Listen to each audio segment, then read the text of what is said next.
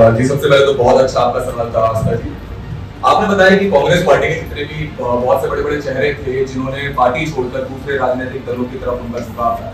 आपको बताना चाहूंगा, देखिए जाहिर सी बात है कहीं ना कहीं हम लोगों का भी एक मैनेजमेंट का कहीं ना कहीं एक लूप होल रहा, जिस वजह से हमने बड़े बड़े लीडर्स भी खो।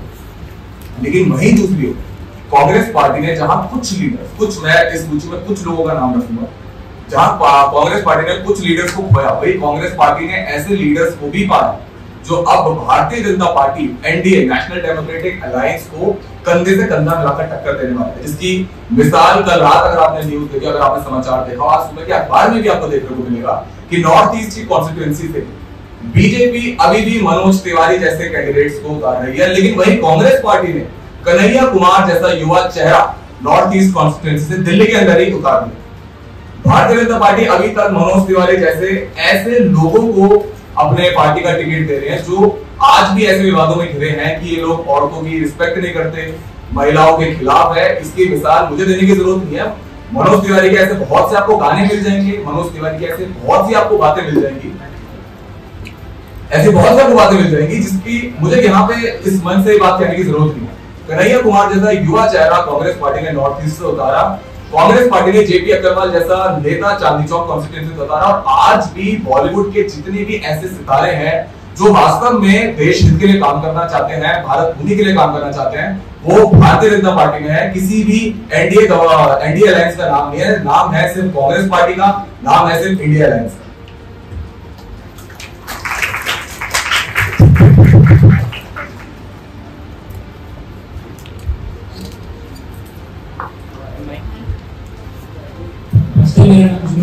मेरा सवाल राहुल गांधी जी से है। अभी अधीर रंजन चौधरी जी ने कहा कि बंगाल में लोकतंत्र खतरे में है, टीएमसी की सरकार है वहां पे, लेकिन आपने फिर भी टीएमसी से गठबंधन किया एनडीए अलायंस में। आपकी क्या मजबूरी है टीएमसी से गठबंधन करने की, जबकि आपके नेता का कहना है कि लोकतंत्र खतरे में है, वहां पॉलिटिकल वर्कर्स की हत्या की जा रही है पॉलिटिकल राइवलरी के तहत। आप कैसे जी पार्टी की सबसे पहले तो बड़ा आपका सवाल, बड़े जाहिर बहुत मजेदार पत्रकार है आप जो आपने सवाल किया। लेकिन ये जो आपने सवाल करा इसमें आपको थोड़ा सा बताऊं कि ममता बनर्जी के साथ अब हमारा गठबंधन नहीं है। ममता बनर्जी ने बंगाल के अंदर अकेले चुनावी मैदान मारने का सपना देखा है, जबकि अधीर रंजन चौधरी जी का ख्याल है कि शायद अगर कांग्रेस पार्टी टीएमसी के सामने अपने कैंडिडेट्स उतारेगी तो जाहिर है कि टीएमसी का सुपड़ा इस बार सामने होगा। पहली बात। दूसरी बात ये आप कह रहे हैं कि अधीर रंजन चौधरी ने कहा कि बंगाल में लोकतंत्र खतरे में है, और हम खुद जी जाहिर सी बात है कि हम भी चाहते थे कि अगर ममता बनर्जी वास्तव में लोकतंत्र बचाने के लिए इस मुहिम में इंडिया अलायंस में शामिल होना चाहे तो हम उनका इस्तकबाल कर रहे थे, उनका वेलकम कर रहे थे। हालांकि उन्होंने मना करा, लेकिन कारण क्या है? कारण ये है कि बहरामपुर कॉन्स्टिट्यूएंसी से टीएमसी की जो प्रेसिडेंट है हमारी ममता दीदी ने टिकट दिया है यूसुफ पठान को। ये कारण था अधीर रंजन चौधरी के खिलाफ उन्होंने यूसुफ पठान को उसमें टिकट दिया, और अधीर रंजन चौधरी बस एक जाहिर सी बात उन्हें नहीं कहना चाहिए था, क्योंकि ये जो हमारी लड़ाई है, ये हमारी लड़ाई है पूंजीपतियों के खिलाफ, ये हमारी लड़ाई है उस गुलामी के खिलाफ जो आजाद भारत में भी जिस आजादी से हम महरूम हैं। तो जाहिर है अधीर रंजन चौधरी जी को अगर अपना ये रंगकार उनका निकलना ही था तो थोड़ा अलग तरीके से निकाल सकते थे। लेकिन हाँ, बंगाल के अंदर कांग्रेस पार्टी के आने से बंगाल की जो मौजूदा स्थिति है, जो भारतीय जनता पार्टी के आने से और ज्यादा खराब हो जाएगी, तो हम लोग उस स्थिति की आलोचना करते हैं और हम लोग कड़े शब्दों में ये बात कहते हैं। आज मन से मैं ये बात कह रहा हूं कि अगर जनता ने हमारा साथ दिया, जो स्वाभाविक है देना ही है, तो इस बार जनता बंगाल में भी कांग्रेस पार्टी पूरा मैदान मारने की पूरी फिराक में है, और ये बहुत जल्द हो जाएगा। इसी क्रम में मेरा सवाल आ रहा है कि अभी आपने बोला कि वो हमसे दूर हो चुकी है, टीएमसी अलायंस में नहीं है, आपके नेता आपकी पार्टी छोड़ के जा रहे हैं, टीएमसी आपसे दूर हो चुकी है, नीतीश कुमार ने बिहार में आपका साथ छोड़ दिया, आप ऐसे कैसे लोकसभा का चुनाव लड़ेंगे? फिर आप कहते हैं कि हम पारदर्शिता लाएंगे सरकार में, या ये नए काम करेंगे, जब आपके नेता छोड़ के जा रहे हैं, आपके गठबंधन आपका सफल नहीं होता दिख रहा है, तो आपकी क्या प्रतिक्रिया है? देखिए ये तो स्वाभाविक है कि कांग्रेस पार्टी बहुत बड़ा परिवार है, जितना बड़ा परिवार होता है उतना कांग्रेस पार्टी इंडिया अलायंस से बहुत बड़ा परिवार है। हर परिवार में छोटी मोटी नोकझोंक भी होती है, नोकझोंक होती है, कुछ लोग उठ के चले जाते हैं, कुछ लोग उस परिवार के अनुशासन को देखकर, कुछ लोग उस परिवार की दूरदृष्टि को देखकर उस परिवार की ओर ही मुतासिर होते हैं, परिवार को खींचे चले जाते हैं। तो मैंने अभी भी अपने पहले जवाब में यही कहा कि कांग्रेस पार्टी में कुछ अगर बड़े चेहरे हमारे छोड़कर हमारी पार्टी को दूसरे पार्टियों के उन्होंने दामन थाम लिया, खुद की पार्टी बना ली, तो इसके अलावा कांग्रेस पार्टी में ऐसे चेहरे भी आए हैं इसमें मैंने अभी आपको मिसाल दी कन्हैया कुमार को नॉर्थ ईस्ट कॉन्स्टिट्यूएंसी से उतारा है चुनावी मैदान में। तो कांग्रेस पार्टी के पास अब ऐसे चेहरे भी आए हैं जो जनता के काम करने के लिए, जनता के लिए काम करने के लिए बिल्कुल अग्रसर है। और भगवान ने चाहा तो 2024 से 2029 तक कांग्रेस पार्टी को, इंडिया अलायंस को फिर एक बार अपनी सेवा करने का मौका मिले।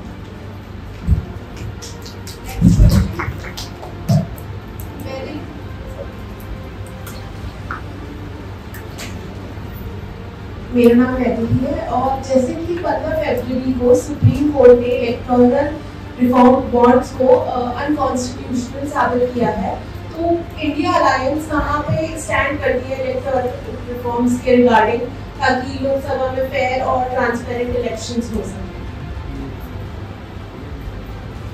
देखिए, आपने इलेक्टोरल बॉन्ड्स की बात करी, तो इलेक्टोरल बॉन्ड्स का मुद्दा कब छिपा?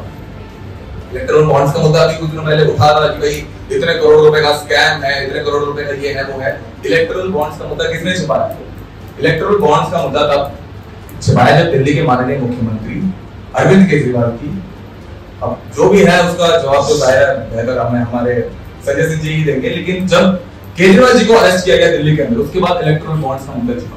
एक आपने जब इलेक्टोरल बॉन्ड्स की बात की थी, तो मैं आपको एक आंकड़ा आपको सुनाना चाहूंगा कि इलेक्टोरल बॉन्ड्स मामले के अंदर सबसे आगे जिस पार्टी का नाम था वो पार्टी थी तृणमूल कांग्रेस, और दूसरी हमारी थी हम सभी की, आप सभी के मनपसंदीदा भारतीय जनता पार्टी, जिसने आज पूरे लोकतंत्र के चौथे स्तंभ को, मीडिया को हाशिए पर रखते हुए पूंजीवाद के हवाले कर दिया। ये बात कोई किसी से छिपी नहीं है कि कांग्रेस के राज में मीडिया हमारे आचार संहिता से चलता था, मीडिया कोड ऑफ कंडक्ट से चलता था, और आज मीडिया अंबानी और अडानी के इशारों पर चल रहा है। मैं आपको बताना चाहूंगा कि 14 लाख की हमारी कांग्रेस पार्टी की 14 लाख की जो फंडिंग थी, उसका हमारे पास, हम उस चीज को जारी नहीं कर पाए थे कि वो फंडिंग हमारे पास कहां से आए थे, क्योंकि हम थोड़ा लेट हो गए थे, तो हमारे पास पेनल्टी लगाई गई थी, जो चुनाव आयोग ने हमारे ऊपर पेनल्टी लगाई थी। मैं आपको इलेक्टोरल बॉन्ड्स का जवाब दे रहा हूं, वो थी 135 करोड़ की पेनल्टी। वही भारतीय जनता पार्टी जो आज 400 पार, अब की बार 400 पार, ऐसे खोखले नारे हमारे तमाम जनता के सामने पेश कर रही है, वही भारतीय जनता पार्टी 42 करोड़ रुपए हमारी जो फंडिंग जिसका हम हिसाब नहीं दे पाए थे, वो भी मैं आपको रीजन बता दूं कि हम थोड़ा लेट हो गए थे, हम नहीं दे पाए थे, तो चुनाव आयोग के सामने हमारी जो फंडिंग थी वो थी 14 लाख, जिस पर हमें पेनल्टी थी 135 करोड़। वही भारतीय जनता पार्टी की जो फंडिंग थी वो थी 42 करोड़, जिसका वो आज तक रिकॉर्ड ही नहीं दे पाए, और उनकी पेनल्टी थी 4600 करोड़। और इस 4600 करोड़ की पेनल्टी होने के बावजूद भी आज भी हमारा मीडिया क्या दिखा रहा है, माफ कीजिएगा मैं इसमें आप सबको इंक्लूड कर पा, क्योंकि ये पूंजीवाद का मीडिया है।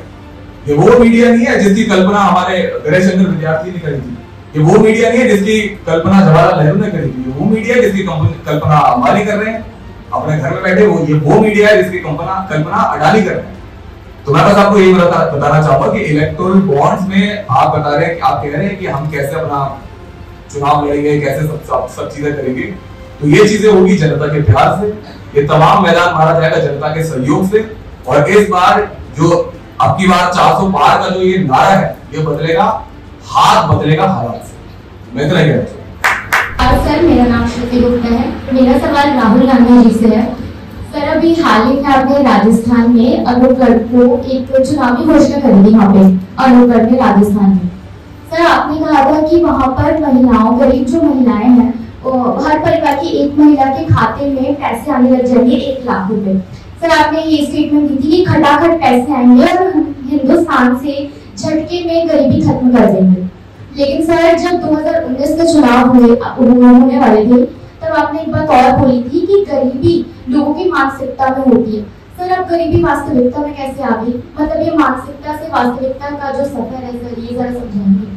आपने बोला कि मैंने ये कहा कि गरीबी मानसिकता में होती है, तो ये मानसिकता गरीबों की मानसिकता की मैंने बात नहीं करी, ये मानसिकता पूंजीवादियों की मानसिकता।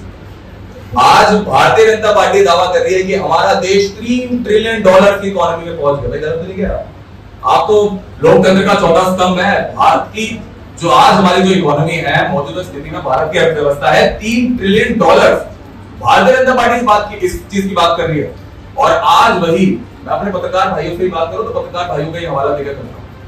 आप लोग बीजेएमसी, एमजेएमसी ये कोर्स करने के बाद आपको किसी चैनल के अंदर कितने का स्टाइपेंड मिलता है, कितने की तनख्वाह मिलती है, मुझे बताओ।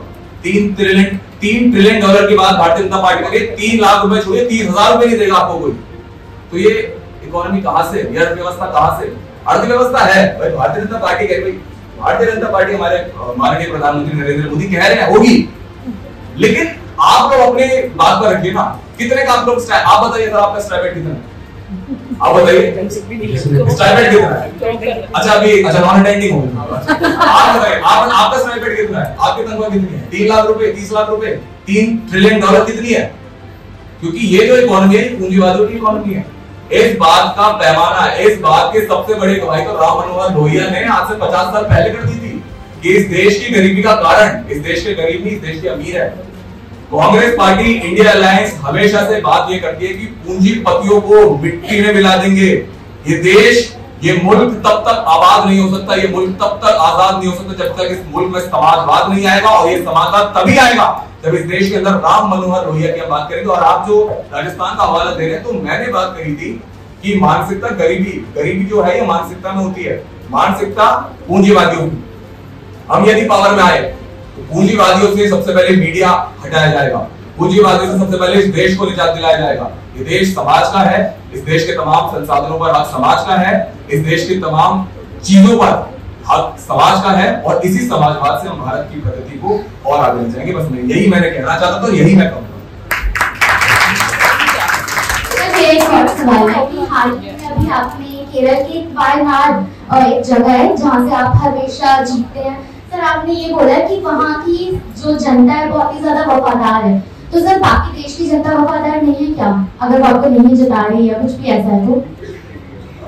दरअसल जो आप वायनाड का कह रहे हैं, मैंने कहा था, मैंने सबसे पहले तो वो एक व्यंग्य था कि आगे जनता वफादार है। उसका सिर्फ सीधा पैमाने पर यह था कि भारतीय जनता पार्टी ने आज सारे देश के अंदर देश का लॉलीपॉप किया। वो लॉलीपॉप भी मैं आपको बता देता हूँ कि हम आधा चीन जीत लेंगे। आजकल वो एक हमारे वो सदगुरु चल रहे हैं, नाम भूलिया, बागेश्वर धाम, वो तो ये कह रहे हैं कि हम अफगानिस्तान को मिला लेंगे, पाकिस्तान को मिला लेंगे, बांग्लादेश को मिला लेंगे, अखंड भारत बना लेंगे, हम हिंदुत्व को ये कर देंगे, वो कर देंगे। कभी सोचा है अगर अफगानिस्तान, पाकिस्तान, बांग्लादेश, चीन इनको अगर भारत में मिला लिया तो भारत में हिंदू अल्पसंख्यक हो जाएगा? कभी सोचा है इस बारे में? वायनाड में तो मैंने ये बात कही थी कि यहाँ की जनता वफादार है। उसका सीधा सा मतलब यही था कि जैसे अमेठी के अंदर आजकल स्मृति ईरानी जी ने जनता को कई चीजों से बरकरार रखा है, हालांकि वहाँ की मौजूदा स्थिति उस लेवल पर नहीं है, उस पैमाने पर नहीं है जो हमारे जमाने में बहुत होती थी। तो वायनाड का बस ये था कि वहाँ की जनता को हमने अभिवादित किया, उनकी जनता को। ये नहीं है कि इसका मतलब, क्योंकि एक चीज के मतलब तो 1 लाख मतलब निकलता है हर एक बात, तो मतलब बस ये था कि वायनाड की जनता वफादार है।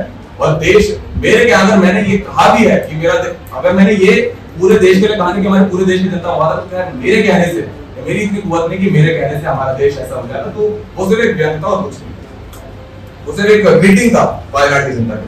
अगर 2024 में आपकी सरकार आती है तो ऐसे कौन से काम है जो आप जनता के लिए करना चाहेंगे, तो आपकी क्या रणनीति है इसको लेकर 2024 के इलेक्शन को लेकर? जी सबसे पहले तो ये बहुत आपने अच्छा सवाल किया और मैं जाती तौर पर इसका जवाब देना चाहता था। तो इसका देखिए, सबसे पहले तो ये कि 2024 में यदि इंडिया अलायंस पावर में आते थे, हम अपनी सरकार बनाते हैं, तो सबसे पहले ये देश जो चंद पूंजीपतियों के हाथ में चला गया, इस देश के अंदर समाजवाद लाने की दोबारा से एक मुहिम छिड़ेगी, जिसका काम इंडिया अलायंस द्वारा किया गया। इस देश के अंदर सोशलिज्म का सबसे पहला जो एक बुनियाद रखी जाएगी वो हमारे अलायंस के द्वारा ही रखी जाएगी। दूसरी बात, आपने अगर हमारा घोषणा पत्र पढ़ा हो, 48 पेज का हमारा घोषणा पत्र, उस घोषणा पत्र में आपने हमारा मैनिफेस्टो पढ़ा होगा, हम हर साल महिलाओं के अकाउंट में, क्योंकि हम समझते हैं कि इस देश की प्रगति के लिए जितनी एक मैन पावर की जरूरत है, उससे कहीं ज्यादा विमेन एम्पावरमेंट की भी इस देश को जरूरत है। और कहीं ना कहीं भारतीय जनता पार्टी के राज में इन चीजों से लोग महरूम होते जा रहे हैं। तो हम सालाना महिलाओं के अकाउंट में 1 लाख रुपए जमा कराने की बात करते हैं। लेकिन ये मैं आपको एक बात बताऊं, तो ये कोई फ्रीबीज नहीं है, ये कोई फ्रीबीज नहीं है, ये बस एक महिलाओं को सशक्तिकरण का एक पहला कदम है जो हमारे द्वारा उठाया जाएगा। महिलाओं के लिए 50% रिजर्वेशन की हमने बात करी थी। उसका कारण ये है ताकि महिलाएं भी हर तबके में, जैसे अगर कुछ तबकों की मैं बात करूं, टीचिंग को छोड़ के, टीचिंग में 55% जो एक पैमाना है वो महिलाओं का है, लेकिन इंजीनियरिंग, IAS और भी पुलिस फोर्स, खास करके आर्मी, इन तमाम महकमों के अंदर, इन तमाम डिविजन्स के अंदर महिलाओं की भागीदारी बहुत कम है। आज हम एक जुमला आजकल बहुत चल रहा है पिछले 10 सालों से भारतीय जनता पार्टी के राज में कि आजकल महिलाएं बैटरी रिक्शा से लेकर फाइटर प्लेन तक उड़ा रही है। लेकिन सवाल ये नहीं उठता कि महिलाएं उड़ा रही है नहीं उड़ा रही है। ऐसे तो भारत की पहली महिला प्रधानमंत्री इंदिरा गांधी 1975 से पहले ही बन चुकी थी। सवाल ये उठता है कि उनका पैमाना कितना है। आप कह रहे हैं कि महिलाएं फाइटर जेट उड़ा रही है, लेकिन उन महिलाओं की तादाद भी तो बताइए। कांग्रेस पार्टी का काम हम तब ये निश्चित होंगे कि हाँ, आज हम कह सकते हैं कि हमने एक स्वतंत्र भारत बनाया, हमने एक सशक्त भारत बनाया। वो तब होगा जब 50% महिलाएं एस्ट्रोनॉट होंगी, 50% पुरुष एस्ट्रोनॉट होंगे, वही 50% महिलाएं भी फाइटर प्लेन उड़ाएंगी और मर्द भी उड़ाएंगे। जब तक ये पैमाना इंडिया अलायंस कांग्रेस पार्टी हासिल नहीं करती, तब तक हमारा काम अधूरा है, तब तक हम चैन से नहीं करेंगे। हम सही है या गलत, इसका फैसला आपने देश की जनता करेगी, क्योंकि सबसे ऊपर हम एक ही अदालत को मानते हैं, वो है जनता की अदालत। तो जनता ने हमेशा हमें कटघरे में खड़ा रखा है, और इस बार अगर परमपिता परमेश्वर की मर्जी हुई तो इसी कटघरे से निकलकर हम सरकार बनाएंगे और लोगों के अपने के लिए काम। जो आपने अभी भारत जोड़ो न्याय यात्रा की है, इसका कोई आउटकम आया है या ये भारत जोड़ो यात्रा की तरफ लौट गई? नहीं, मतलब वो ऐसा कुछ नहीं है, वो कुछ चीजें मैं थोड़ा ध्यान दे रहा हूं। देखिए, ऐसी बात नहीं, आप जैसे कह रहे हैं कि भारत जोड़ो यात्रा फ्लॉप, मैं जाती तौर पर इसे फ्लॉप नहीं कहूंगा, क्योंकि ये यात्रा हमने किसी किस्म की पॉपुलैरिटी के लिए नहीं करी। ये यात्रा जब हमने, अगर मैं भारत जोड़ो पहली यात्रा की अगर मैं बात करूं भारत जोड़ो यात्रा, तो उस समय हमारे ईस्ट में चुनाव थे, लेकिन हमने ईस्ट से नहीं निकाली, हमने तो साउथ टू नॉर्थ निकाली। सबसे बड़ी इसकी सबसे बड़ी यही मिसाल है कि हमने ये इलेक्शन कोई ऐसी कोई पब्लिसिटी स्टंट नहीं था। ये हम चाहते थे कि जनता अपने नेता को देखे। नेता कौन होता है? नेता कोई लाल रंग के गुंडा शख्स नहीं होता। नेता एक रिप्रेजेंटेटिव होता है, एक वो नुमाइंदा होता है जिससे जनता अपनी बात कर सके, जिससे जनता अपने दुख दर्द बांट सके। तो कन्याकुमारी से लेकर कश्मीर तक की यात्रा इसलिए निकाली गई ताकि हम पूरब से पश्चिम तक अपने देश के लोगों की समस्या जान सके, देश को लोगों को बता सके कि भारत सिर्फ दिल्ली मुंबई तक सीमित नहीं है, भारत कन्याकुमारी भी है, भारत कश्मीर भी है। यही चीज हमने भारत जोड़ो न्याय यात्रा में की। हालांकि बहुत सारी अटकलें आई मौजूदा समय में, मणिपुर में, पंजाब में जो हालात हैं उनके हम सख्त खिलाफ है, उसकी हम तहे दिल से मुखालफत भी करते हैं। लेकिन समस्या ये है कि हम मणिपुर भी जाना चाहते थे, हमें रोका गया। हम पंजाब के लोगों की बात करना चाहते थे कि उनकी क्या तकलीफें हैं, खालिस्तान में इतना कुछ हो रहा है। हम कनाडा जाकर बात करना चाहते थे कि कनाडा के अंदर खालिस्तानी समर्थक हमारे हिंदुस्तानी भाई बहनों को उनके घरों से निकाल कर मार रहे हैं। हम इन तमाम बातों पर बात करना चाहते थे, लेकिन अंतरराष्ट्रीय स्तर पर जाते तो उधर भारतीय जनता पार्टी कहते कि वो राहुल गांधी तो भारत को डिफेंड कर रहे हैं अंतरराष्ट्रीय स्तर पर। हम कनाडा के हिंदू भाइयों के लिए, कनाडा में रह रहे अपने हिंदुस्तानी भाइयों के लिए काम करना चाहते हैं, तो वहां पर भारतीय जनता पार्टी खड़ी हो जाती है कि अरे आप तो देश के मसले बाहर लेके जा रहे हैं। अरे हम देश के मसले बाहर नहीं लेके जा रहे हैं, देशवासियों के बाहर जो मसले हैं उन्हें देश के सामने लेकर आना चाहते हैं। तो बस यही बात है कि फ्लॉप कुछ नहीं था, और फ्लॉप तब होता है जब जनता का प्यार ना मिले। जनता का प्यार मिला, जनता का प्यार मिल रहा है, और 2024 के चुनाव बता देंगे कि आखिर जनता को किसको जनता का प्यार वास्तव में मिला, किसको नहीं मिला।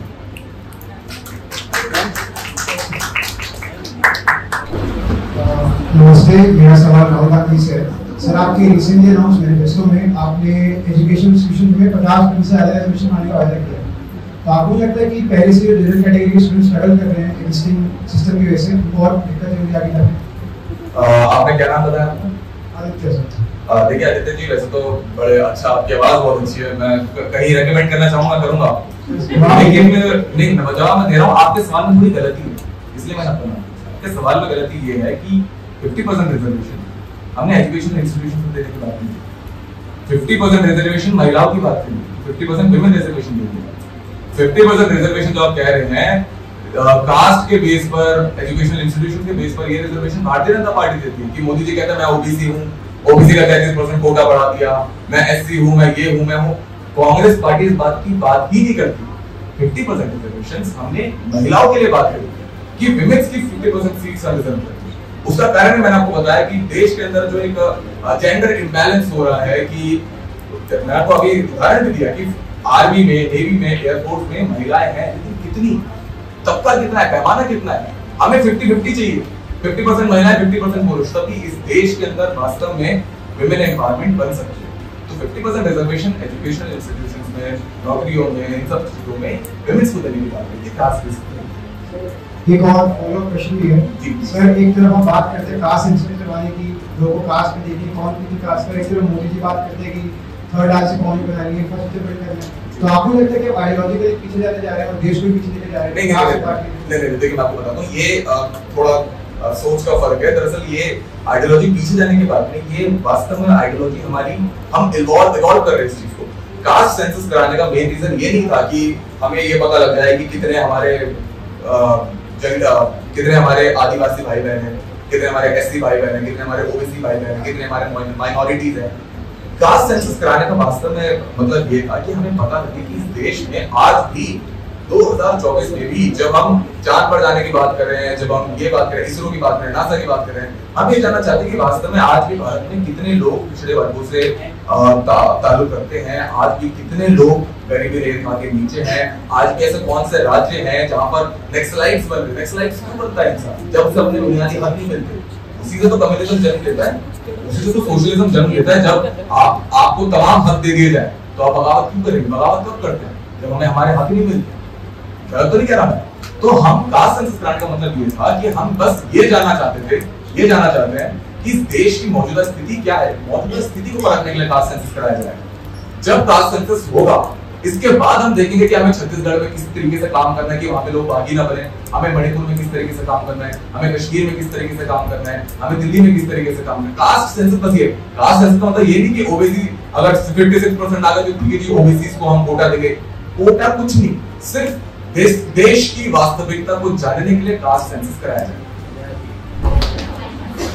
नमस्कार, मेरा नाम निधि है। मेरा क्वेश्चन इंडिया लाइन से है कि अगर इंडिया लाइन्स को भारत की जनता द्वारा जिताया जाता है तो हमें प्रधानमंत्री के पद पर किसका चेहरा देखने को मिलेगा? राहुल गांधी। नहीं, देखिए ये इवन आपको देखिए तेजस्वी जी मजाक कर रहे हैं क्या बने देखिए तेजस्वी जी ने ऐसे प्रेजेंट किया है, ये थोड़ा मजाकिया था। दरअसल अभी इंडिया लाइन्स में अगर हम लोग जनता का आशीर्वाद हमें मिलता है तो सर्वसम्मति से जो जनता चाहेगी, जिसको पार्टी चाहेगी, उसको प्रधानमंत्री के पद के लिए उम्मीदवार चुना जाएगा, उसे प्रधानमंत्री का पद दिया जाएगा। प्रधानमंत्री का पद जिसे भी दे वो हमेशा भारत की जनता के लिए सबसे आगे खड़े होकर उनके लिए तत्पर रहेगा। ये नहीं कि कोई ये कर रहा है, ऐसा कुछ नहीं। जो काम होगा जनता के लिए होगा और जनता से ही ये चुनाव जीते जाएंगे, जनता का ही ये देश। आपको नहीं बनना तो हम बन जाएंगे। मेरा सवाल राहुल जी से है। सर, जैसा कि हमें पता है कि इंडिपेंडेंस के बाद कांग्रेस ने कई सालों तक अकेले रूल किया था, लेकिन अब ऐसा दिख रहा है कि कांग्रेस कई सारी पार्टी के साथ एक गठबंधन बना के आगे इलेक्शंस में खड़ी हो रही है। तो क्या हम ये समझे कि अब कांग्रेस को ये लगता है कि वो अकेले इलेक्शन नहीं जीत सकते, इसलिए उन्हें गठबंधन की सरकार बनानी पड़ रही है?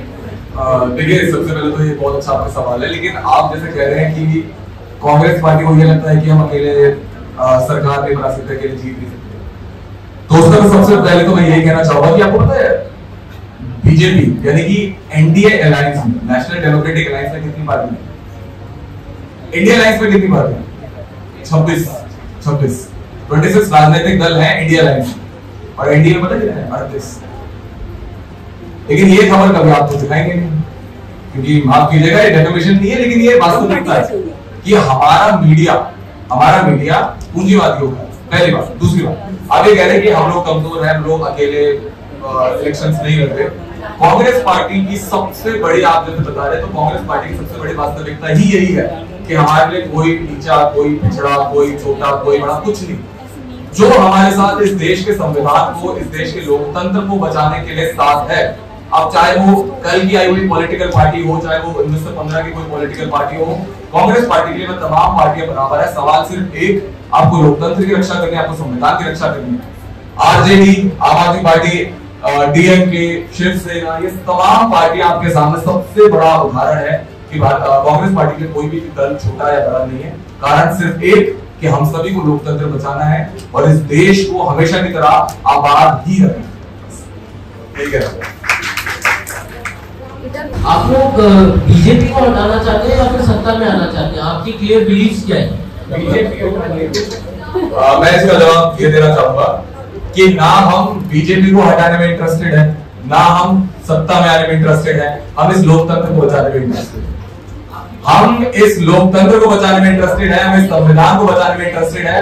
और अगर इस लोकतंत्र को बचाना है तो बीजेपी को हटाना ही पड़ेगा। सर, बीजेपी आ गई था कि आपको एंटी बीजेपी क्वेश्चन में आंसर, हम एंटी क्रिमिनल है। देश को बचाने के लिए ही हम जनता पार्टी को हटाना चाहते हैं। और हम आएंगे तो बीजेपी हटेगी अपने आप, ये तो ऑब्वियस है।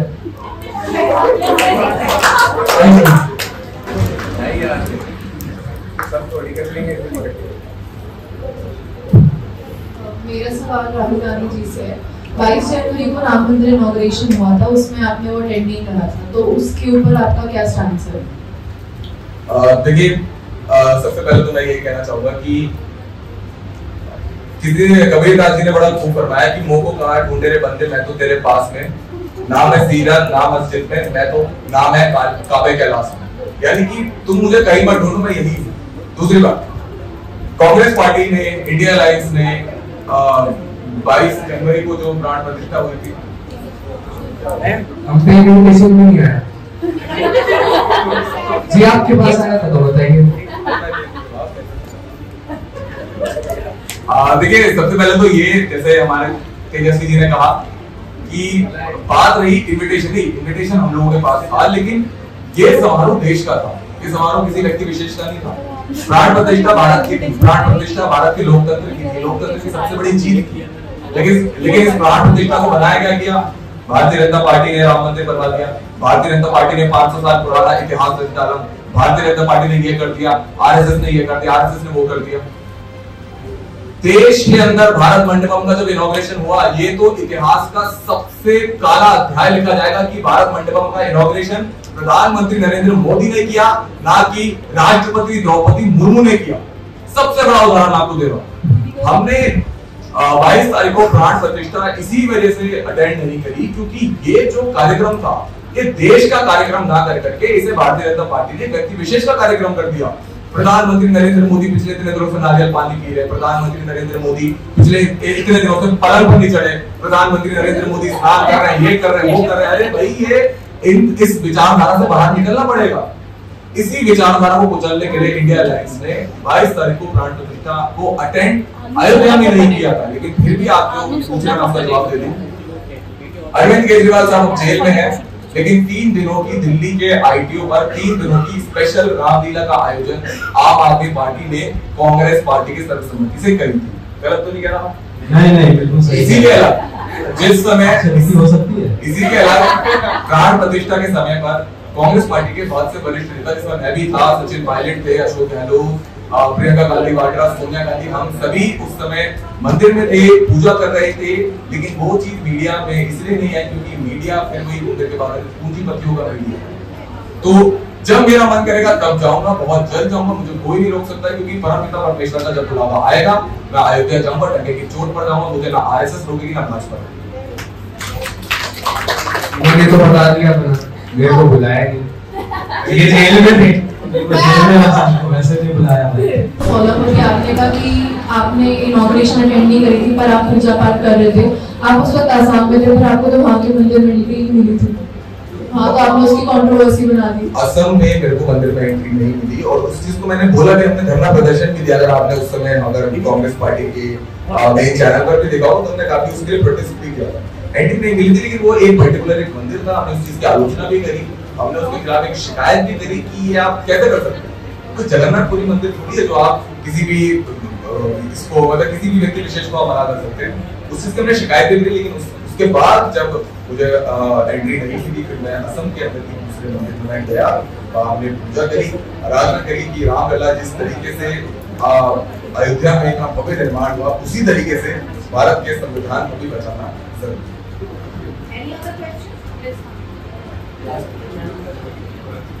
हेलो, मेरा नाम प्रतीति है। मेरा क्वेश्चन 7T से है। आपने अपने पॉडकास्ट में कहा था कि बीजेपी रिलीजन को वेपन की तरह यूज कर रही है, आपका उस पे क्या कहना है? हाँ, बिल्कुल कर रही है। आप ऐसे एकदम स्ट्रेट फॉरवर्ड स्टेटमेंट कैसे दे सकते हैं? ये तो बीजेपी की आइडियोलॉजी है ना, हिंदुत्ववाद, तो जब ही तो। Thank you. नमस्कार, मेरा नाम शिवानी है। मेरा सवाल राहुल गांधी जी से है। जैसे कि हम सभी जानते हैं कि कुछ महीने पहले 5 राज्यों में विधानसभा के चुनाव हुए थे, जहां छत्तीसगढ़ और राजस्थान में कांग्रेस की सरकार थी, और चुनाव के नतीजे के आने के बाद वहां बीजेपी की जीत हुई, और सिर्फ तेलंगाना में कांग्रेस अपनी जीत का परचम लहरा पाई। तो आपको क्या लगता है कि लोकसभा के चुनाव में जनता इंडिया अलायंस को अपना सत्ता में लाना पसंद करेगी? देखिए शिवानी जी, बड़ा अच्छा आपका सवाल है। देखिए सबसे पहले तो मैं उसका भी आपको कहना चाहूंगा कि इन 5 राज्यों में जो चुनाव हुए तो 2 प्रदेशों में हमारी सरकार चली गई। छत्तीसगढ़ में भूपेश बघेल जी बहुत अच्छा काम कर रहे थे, राजस्थान में बहुत अच्छा काम चल रहा था अशोक गहलोत, सचिन पायलट वाला। लेकिन जाहिर सी बात है, मैंने बताया ना, कांग्रेस पार्टी एक बहुत बड़ा परिवार है, इंडिया में बहुत बड़ा परिवार है। परिवार के लोगों में कई बार नोक-झोंक हो जाती है और इसी नोक-झोंक से हमें बहुत नुकसान भी हुआ। खैर उस चीज को हमने एक्सेप्ट किया कि, और अगर मैं आपको मजे की बात बताऊं तो जिस समय छत्तीसगढ़ में भाजपा की जीत हुई, जिस समय राजस्थान में भाजपा की जीत हुई, तो प्रधानमंत्री नरेंद्र मोदी को हमने ट्वीट भी किया था इसके खिलाफ, इसके लिए, और उनको स्पेशली इत्तला भी दी थी कि 5 साल हमने हमारे प्रदेश के लोगों की खिदमत करी, अब बारी है आपकी। बात साफ है कि जनता का ही अपलिफ्टमेंट होना चाहिए, जनता के लिए हम लोग काम कर रहे हैं। दुख भी होता है कि हमारी खेमेबाजी की वजह से, हमारे कुछ आपसी रंजिशों की वजह से हमें प्रदेश में नुकसान हुआ। लेकिन 2024 में यदि आप गूगल पर भी चेक करें, भारतीय जनता पार्टी अब की बार 400 पार और कांग्रेस पार्टी हाथ बदलेगा हालात।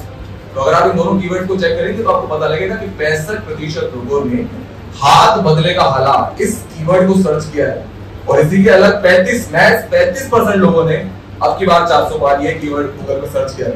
तो जनता का रुझान तो गूगल ने हमें बता दिया कि जनता का रुझान 2024 में किस तरफ है, और परमपिता परमेश्वर का आशीर्वाद रहा तो इस बार हम फिर सरकार बनाएंगे और इस देश का लोकतंत्र बचाने में सक्षम होंगे। मेरा सवाल और करनी थी आपसे है कि आपने कहा अभी जब साथी ने पूछा कि मंदिर का जो इनॉग्रेशन हुआ आपको नहीं गए, निमंत्रण नहीं मिला, जो भी आपका हुआ है, आपने कोट किया कि मोको घाट ढूंढे रहे बंदे मैं तो तेरे पास में। लेकिन जब राज्यों में चुनाव आता है आप मंदिर जाते हुए दिखते हैं, आप भगवा तिलक लगाए हुए दिखते हैं, बस पहले दिखते हैं, तो आपको एक पॉलिटिकल स्टंट की तरह देखा जाता है कि चुनाव में इसलिए आप हिंदुओं की सिंपैथी लेने के लिए जा रहे हैं। और आप सुन लीजिए, और आपने कहा कि भारत मंडपम का जो इनॉग्रेशन हुआ या राम मंदिर का जो इनॉग्रेशन हुआ काला दिन था, क्योंकि बीजेपी ने हाईजैक कर लिया प्रोग्राम। छत्तीसगढ़ विधानसभा का जब इनॉग्रेशन हुआ था तो प्रेसिडेंट और गवर्नर को नहीं बुलाया गया, सोनिया गांधी को बुलाया गया, वो पर्टिकुलरली कांग्रेस के द्वारा हाईजैक किया हुआ प्रोग्राम था। आप बार-बार मीडिया पे घूम फिर के एलिगेशन लगा रहे हैं, आप लोगों की रंजिश से आप लोगों की फूड सीट डिस्ट्रीब्यूशन आप कर नहीं पा रहे, लेकिन मीडिया पे आप लोग बार-बार लगाते हैं कि मीडिया बिकी हुई है, पूंजीपति के हाथों में मीडिया है। तो मुझे लगता है कि आपको पता होना चाहिए कि ऑल इंडिया रेडियो पे कई बार मैन इमरजेंसी के टाइम किस तरीके से मीडिया कंट्रोल की जा रही थी, ये आपको पता होना चाहिए। और जो आपके और आपके अलायंस के जो विचार है ना, इरेडिकेशन ऑफ सनातन धर्म की, सनातन धर्म का समूल विनाश, इस तरह की स्टेटमेंट्स या इस तरह की, जैसे आपने बोला कि भगवान को मानना या ना मानना ये अपने पर्सनल बिलीफ की बात है, तो फिर आपको जयपुर की 2019 की लोकसभा रैली में जनेऊ दिखा के ये नहीं बोलना चाहिए था कि मैं ब्राह्मण हूँ, आपको ये नहीं बोलना चाहिए। और आपने समाजवादी पार्टी का समर्थन किया जब उन्होंने नारा दिया था कि मिले मुलायम काशीराम हवा में उड़ गए जैसे था, आपने उसका भी समर्थन किया। आपने राम मंदिर में जब गोली चलवाई थी मुलायम सिंह यादव ने, आपने आपकी सरकार ने समर्थन लेके उनकी सरकार को बचाया था। तो आपकी जो इस तरीके की कथनी और करनी में जो फर्क दिखता है, तो मुझे लगता है कि जुमलेबाजी अपनी जगह ठीक है कि मैंने उसको ऐसे बोला, ये मतलब नहीं था, लेकिन जनता मुझे लगता है समझती है और पत्रकार भी समझते हैं। अच्छा, पहले मैं किस सवाल का जवाब दूं? नहीं बताइए, इतने सारे सवाल तो मुझे ध्यान नहीं है ना, पहले मैं किस सवाल का जवाब? पहले आप इसी चीज का देख लीजिए, छत्तीसगढ़ विधानसभा में जो इनॉग्रेशन हुआ तो सोनिया गांधी ने क्यों किया, जबकि वो तो ना विधायक है वहां से, ना गवर्नर है, ना स्पीकर है। नहीं देखिए, उस समय जिस समय आप बात बता रहे हैं, तो उस समय सोनिया गांधी कांग्रेस प्रेसिडेंट थी। सोनिया गांधी के जो आप बता रहे हैं उसमें पार्टी की सर्वसम्मति से ये तय किया गया था कि सोनिया गांधी की विधानसभा का इनॉग्रेशन करेंगी। सर लेकिन सोनिया गांधी इस देश की ना राष्ट्रपति ना प्रधानमंत्री, संवैधानिक पद पर नहीं है, तो वो कैसे इनॉग्रेशन कर सकते हैं? आपको बता रहा हूं, पार्टी की सर्वसम्मति थी। देखिए पार्टी कोई India is Indira is India, वो एक टाइम था, वो जा चुका है। ये आप जो करते हैं ना, ये इससे पता लगता है कि क्या बोलते हैं, डिक्टेटरशिप कौन कर रहा है। इंदिरा इज इंडिया, ये जुमला ही गलत है। Party India was the India is the part of India. India was the part of India. India will be the part of India. आप ये करें। आप नकार ये करें। आप नकार रहे हैं कि जो पहले कांग्रेस पार्टी के इतिहास में जो हुआ, इंडिया इज इंडिया वो गलत है। कांग्रेस पार्टी के इतिहास में बहुत चीजें हुई जिस कारण आज ये देश जो $3 ट्रिलियन की जो बात करते हैं ना, आज वो देश कांग्रेस पार्टी की वजह से निकल कर आया। इस देश की हालत वो थी कि इस देश के पास खाने को रोटी नहीं थी, पहनने को कपड़ा नहीं था, ये देश उस स्थिति में था। और आज ये देश उस स्थिति में है कि अंतरराष्ट्रीय स्तर पर भारत का बोलबाला है। अंतरराष्ट्रीय स्तर पर पिछले 10 सालों में ऐसा कोई चमत्कार नहीं, कोई अलादीन का चिराग निकल गया, भारतीय जनता पार्टी ने देश को ये दे दिया, वो दे दिया, 70 साल में देश को पूरा कर दिया। 70 साल का अपने देश के लिए ऐसा कह रहे हैं, आप कहते हैं 70 साल में देश का कबाड़ा कर दिया। आपको शर्म आनी चाहिए, भारतीय जनता पार्टी भारत के लिए ऐसे शब्दों का इस्तेमाल करती है। आपका जो इलेक्शन मैनिफेस्टो जो उसमें बड़े बड़े वादे किए गए कि महिलाओं को ये देंगे, भाई आपकी 70 साल से सरकार थी, आप अभी तक नहीं कर पाए। अब आपको मैनिफेस्टो में 40 पेज के मैनिफेस्टो में आना लगे सुनिए जो आप कह रहे हैं महिलाओं के लिए कुछ नहीं किया। इस देश के अंदर महिला सशक्तिकरण की सबसे पहली मिसाल कांग्रेस पार्टी ने रखी थी। कांग्रेस पार्टी ने 1975 से ही पहले, मैं कितनी बार बताया मैंने, 1970 के समय कांग्रेस पार्टी ने अपनी महिला प्रधानमंत्री देश को दी थी। महिला प्रधानमंत्री 1970 में हिंदुस्तान ने महिला प्रधानमंत्री दी थी देश को। 1984 में सरपंच सिंह, बीरेन सिंह, कैर सिंह ने जब इंदिरा गांधी को मारा, दिल्ली में दंगा फसाद हुआ, कोई भारतीय जनता पार्टी का लीडर नहीं था जिसने ये कहा कि प्रधानमंत्री की बहुत गलत हुई। सबने ये कहा कि देश के अंदर कांग्रेस ने दंगे फसाद शुरू करवा दिए, जबकि कांग्रेस ने देश में दंगे फसाद रुकवाए थे। इसकी सबसे बड़ी मिसाल जगदीश टाइटलर है। आपने नानावती कमीशन बिठा दिया, आपने एचएस फुल्का को बिठा दिया, कुछ साबित तो करो। भारतीय जनता पार्टी कह रही है जगदीश टाइटलर ने, भारतीय जनता पार्टी ने बोला कि वैसे ये कहना चाहूंगा कि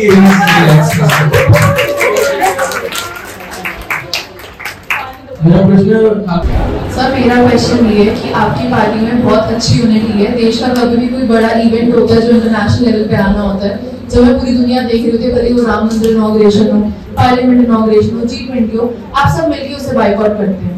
तो सर ऐसा क्या है? तो जवाब मैं कैसे दे सकता हूं, मैं तो जेल में था।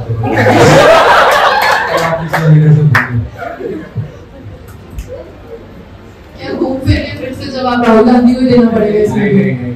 नहीं, देख लीजिए ये सब डिक्टेटरशिप है उनकी, वो जैसा चाहते हैं वैसा होता है।